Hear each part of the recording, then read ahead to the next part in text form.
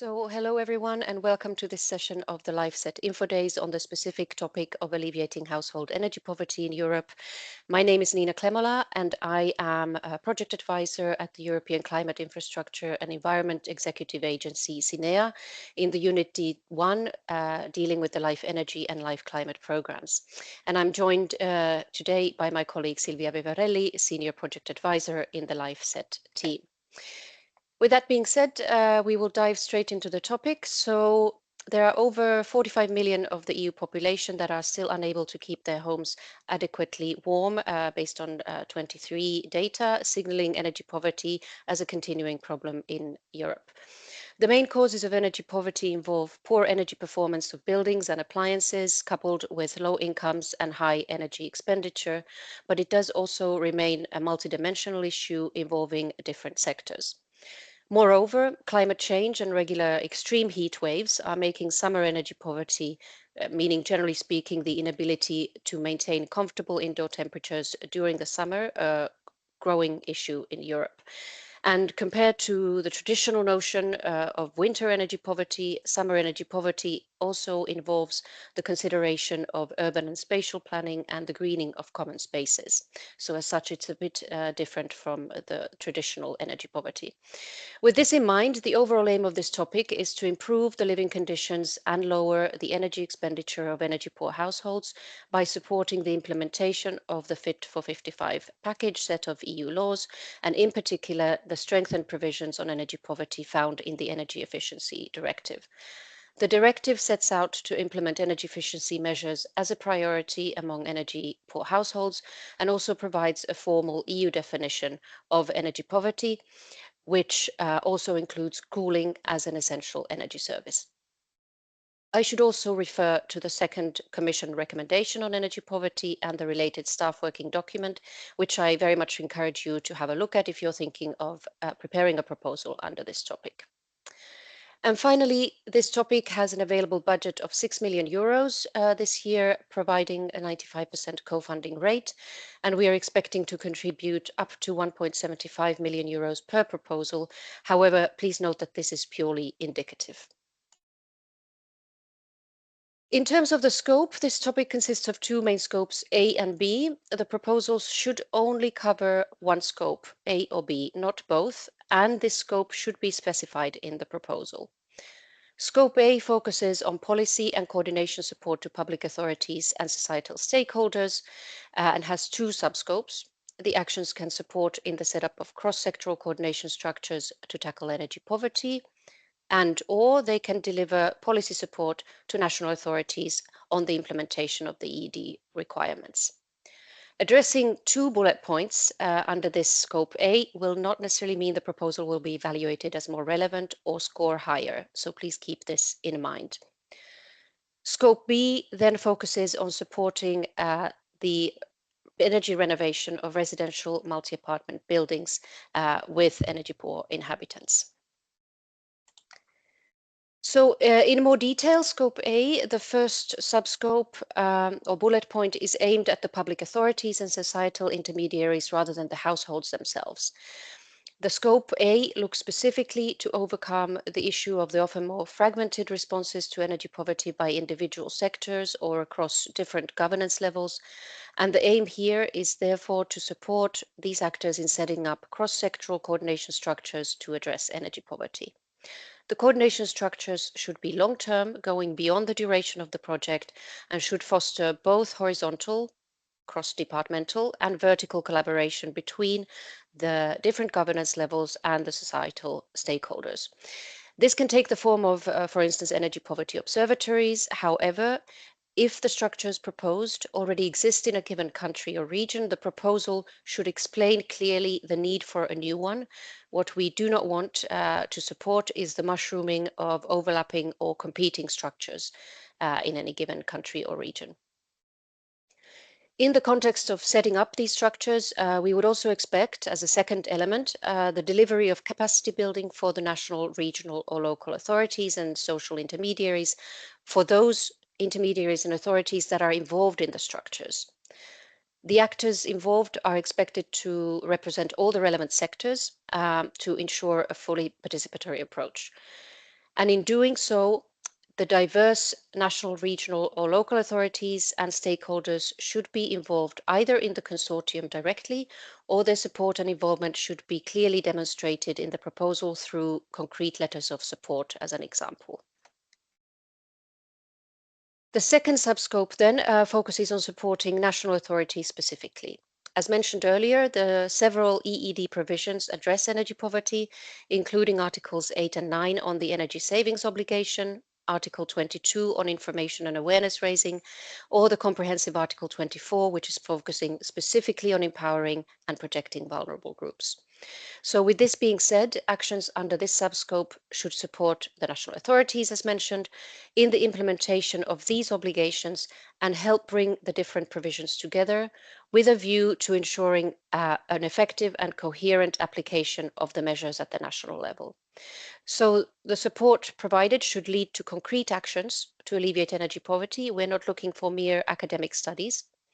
And this means that actions should help authorities by providing them with support and advice to analyze their national policy mix and consider the national energy poverty needs and contexts also in the future. They should also help assess the impact of the different implementation options at hand, thereby, at the end of the day, helping to effectively plan and design new or revised strategies or policies that are most appropriate implementation routes tailored to the specific national contexts. In doing so, the diverse national authorities and societal stakeholders should be again involved in the action through the consortium directly or with their concrete support and involvement demonstrated in another way in the proposal. Moving on then to scope B, as mentioned, the EED recast also acknowledges the need to address the split incentive dilemma and remove barriers to energy efficiency measures in multi-owner properties. And we know that undertaking energy renovation works in these types of multifamily buildings requires coordinated action and a lot of cooperation among the apartment owners and the tenants and their respective organizations. So in this scope B, the aim is therefore really to support the renovation of such buildings with energy poor residents by reinforcing and adapting the decision-making structures of the building management and the homeowners or tenants associations. We also expect these proposals to tackle related regulatory framework barriers, be it rental or property laws, financing regulations, but also to look at addressing split incentives where these are relevant and set up and coordinate relevant support services. This could be direct advice to the households, or it could be addressing the full service offer related to the renovation process. And this could be delivered online or face to face.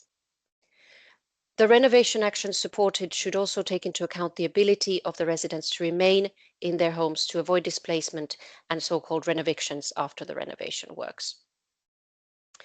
In the scope B, it is expected that in particular the homeowners or tenants associations and housing associations are directly involved in the consortium, or again, their concrete involvement is demonstrated somehow in the proposal through, for instance, tailored letters of support. And then some final but very important additional expectations for the topic. Proposals that have an overarching focus on alleviating summer energy poverty and the related cooling needs are particularly encouraged, as are proposals focusing on specific geographic areas with less developed energy poverty alleviation frameworks or policies in place. So these are two points that we are encouraging, but are not requirements for proposed actions. As a third point, I would also mention that proposals should build on the resources and indicators and existing initiatives that are already out there, in particular the Energy Poverty Advisory Hub, as well as the Energy Poverty Pillar of the Covenant of Mayors, if this is relevant to what you are proposing. The proposed actions should also take into account multiple benefits from energy efficiency and renewable energy measures for these groups, looking at, for instance, improved health or better social inclusion. But the choice of which ones to take into account, of course, depends very much on the scope you're addressing.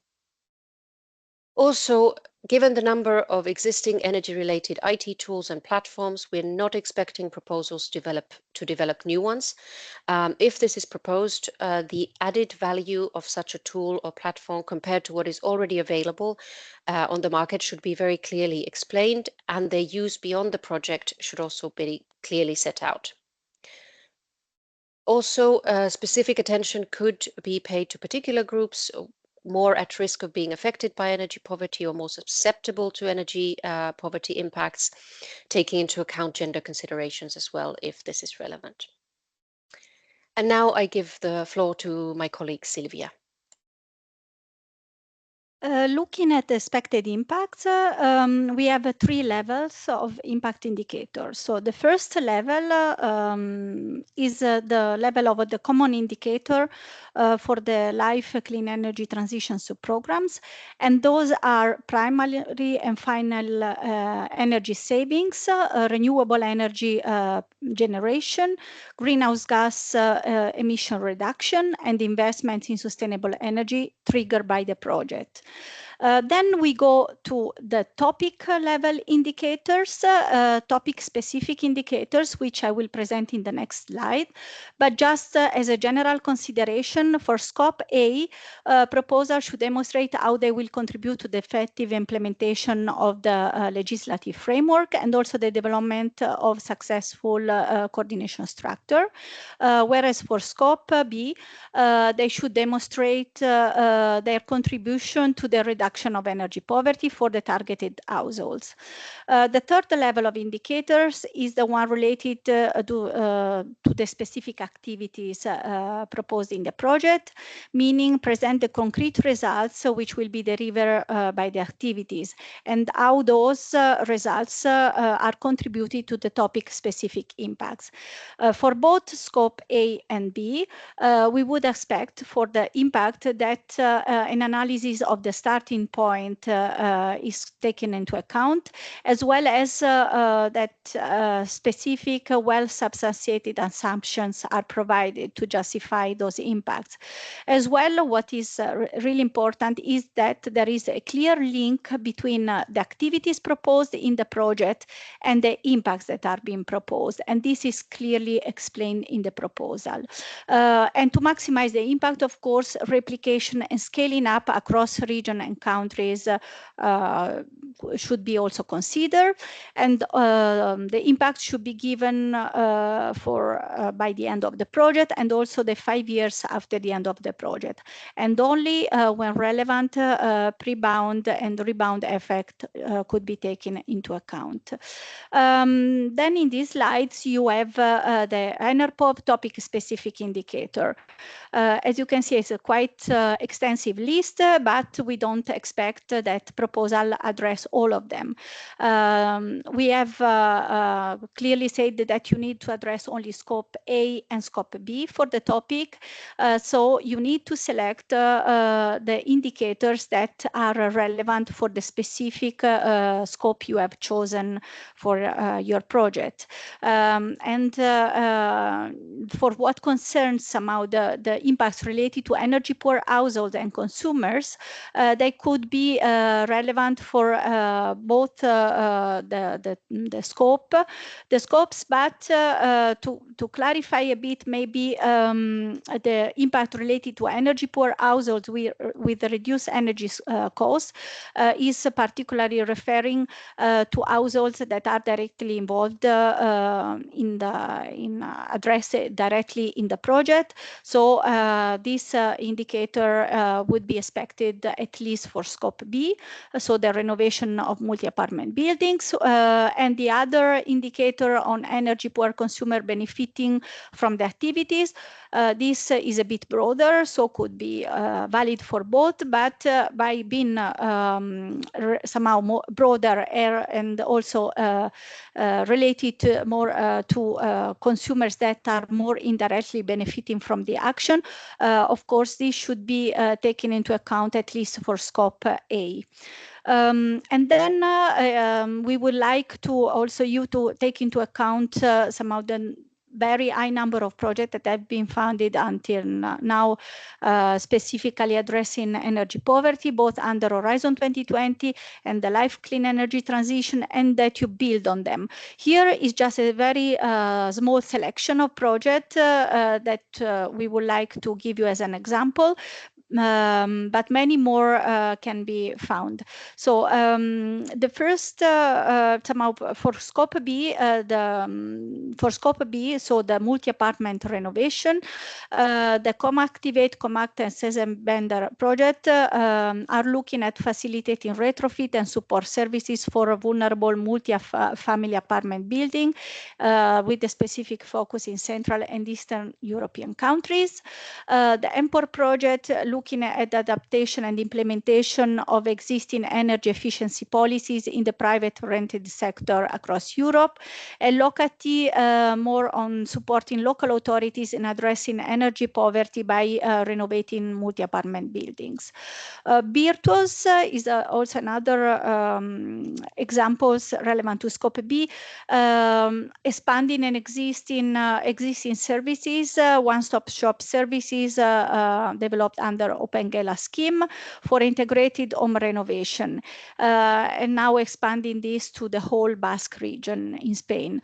On the policy side, we have here some example of projects that were not specifically addressing energy poverty, ENSMOV and ENSMOV Plus, but relevant as an example to policy support, because they were and are supporting public authorities and key stakeholders across EU to monitor, revise, and improve the design and implementation of national energy efficiency policies. And on the support on the energy performance of building directive, there is also a nice example, the EPBD WISE project. And since summer energy poverty was mentioned, we have also a few examples looking at this, and also at space cooling more generally in buildings, Culturize, EmpowerMed, and Cool Life project, looking at that.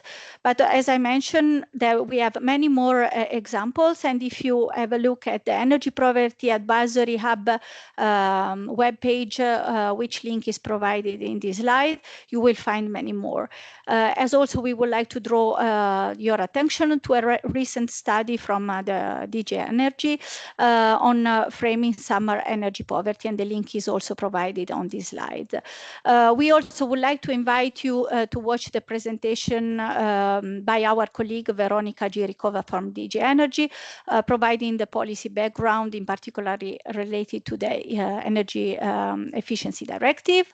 And we would like to thank you very much for your attention. And in case of questions, please address them to the email address provided in these slides. And we are looking forward to receiving interesting proposal in September. Thank you very much.